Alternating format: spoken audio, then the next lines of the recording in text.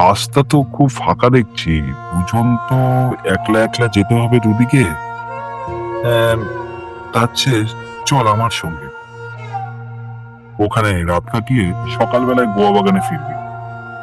ওরা তো জানেন যে আহ, আমার সাথে তুই এসেছিস, তাই আর ভাবনা করিস না, প্লিজ চল। আমি সায় দিল। একটা রিক্সা করে দুজনে বাগবাজার ফিরে এলো।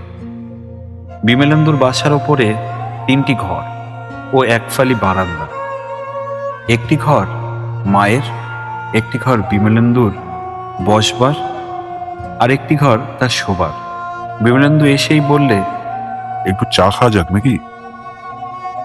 চা, চিনি, জল, দুধ, স্টোভ, কেটলি, কাপ, ডিশ, ছাঁকনি সবই ছিল তার শোবার ঘরের এক পাশে। প্রায় মাস স্টোভ জ্বালিয়ে সে চায়ের জল চড়িয়ে দিল। চা হলো। আমি 8 কাপ চা খেলুম। তারপর দুজনে শুয়ে পড়ল। আমাকে ও শোয়ালো খাটের ওপর, আর নিজে সে শুলো মেঝেতে, একটা মাদুর পেতে বালিশ, 5 বালিশ নিয়ে। এমনি করেই ও শুতে ভালোবাসে।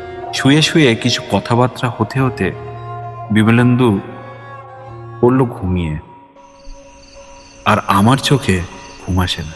এটা একটু অস্বাভাবিক ব্যাপার। আমি তাড়াতাড়ি ঘুমিয়ে পড়ি, বিমলেন্দু নয়। কিন্তু নতুন জায়গা, নতুন বিছানা বলেই হয়তো ঘুম আসছে না। যাই হোক, অনেকক্ষণ পরে ছেঁড়া ছেঁড়া রকম ঘুম এলো।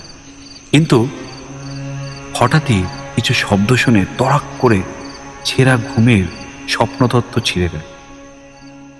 আমি মুহূর্তের মধ্যে সজাগ হলো, আর মনে পড়ল, এরপর এরপর কি হলো জানতে চান? তাহলে সাবস্ক্রাইব করুন ডাক টিকিটের ইউটিউব চ্যানেল।